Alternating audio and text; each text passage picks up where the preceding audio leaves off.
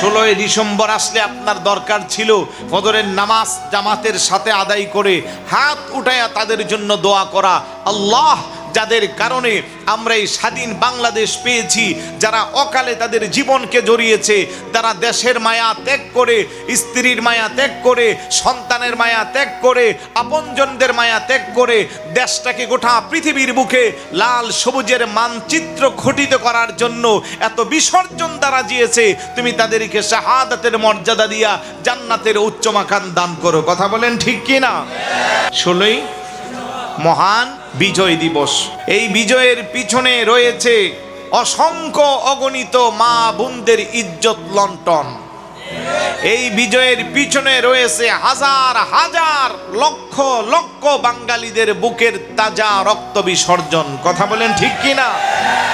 পাকিস্তানের সেই হানাদার বাহিনী সেদিন একের পর এক মায়ের বুককে খালি করেছে, মা বোনদেরকে বিধবা বানিয়েছে, সন্তানদেরকে এতিম বানিয়েছে, মা বোনদের ইজ্জতকে নষ্ট করেছে। তার বিনিময়ে আমার বাংলাদেশের সুজলা শ্যামলা শস্য সফলা এই স্বাধীন বাংলা অর্জনের পিছনে এক সাগর বুকের রক্তের বিনিময়ে আমরা সেই স্বাধীনতা পেয়েছি। আজকে তাদের সেই ইতিহাস ভুলে আমরা ডিজে পার্টির নামক বিভিন্ন নষ্টামির মাধ্যমে এটাকে উদযাপন করছি। কথা বলেন ঠিক কি না? একজন মুসলমান হিসেবে, একজন সত্যিকারের বাঙালি হিসেবে, দেশপ্রেমিক হিসাবে আমাদের দায়িত্ব ছিল তাদেরকে মোনাজাতের মাধ্যমে স্মরণ করা। কথা বলেন ঠিক কি না? 16 ডিসেম্বর আসলে আপনার দরকার ছিল ফজরের নামাজ জামাতের সাথে আদায় করে হাত উঠায়া তাদের জন্য দোয়া করা। আল্লাহ, যাদের কারণে আমরা এই স্বাধীন বাংলাদেশ পেয়েছি, যারা অকালে তাদের জীবনকে জড়িয়েছে, যারা দেশের মায়া ত্যাগ করে, স্ত্রীর মায়া ত্যাগ করে, সন্তানের মায়া ত্যাগ করে, আপনজনদের মায়া ত্যাগ করে দেশটাকে গোটা পৃথিবীর বুকে লাল সবুজের মানচিত্র ঘটিত করার জন্য এত বিসর্জন দ্বারা দিয়েছে, তুমি তাদেরকে শাহাদাতের মর্যাদা দিয়া জান্নাতের উচ্চ মাকাম দান করো। কথা বলেন ঠিক কি না?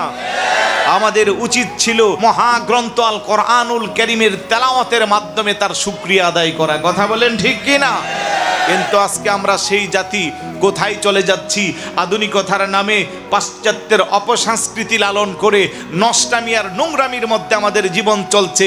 বিশেষ করে আমাদের যুবক যুবতীরা একেবারে জীবনের শেষ দ্বার প্রান্তে চলে যাচ্ছে। তাদের ইজ্জত, সম্মান, হায়া, শরম, লাজ, লজ্জা নাই বললেই চলে। কথা বলেন ঠিক না? যুবক যুবতীরা মনে কষ্ট নিবে, আফসোস লাগে, কারণ তারা আমাদেরই সন্তান, তারা আমাদের দেশের ভবিষ্যতের কর্ণধার। তাদের জীবন চরিত্র এইভাবে ধ্বংস হতে দেওয়া যাবে, নষ্ট হতে দেওয়া যাবে। তাই যুবকদেরকে বলবো, দেশকে ভালোবাসুন, দেশকে মহাব্বত করুন। যারা দেশের জন্য বুকের তাজা রক্ত বিসর্জন দিয়েছে তাদেরকে সম্মান আর শ্রদ্ধার সাথে স্মরণ করুন। অনইসলামিকভাবে নয়, ডিজে পার্টির মাধ্যমে নয়, মদ আর বারের আসর জমিয়ে নয়। কথা বলেন ঠিক কি না? খারাপ লাগতেছে কথাগুলো?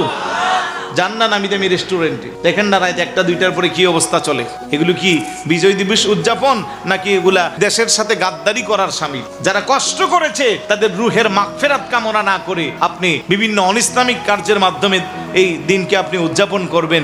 এজ এ মুসলিম হিসেবে 90% মুসলমানের কান্ট্রিতে এগুলো আমরা মানতে পারি।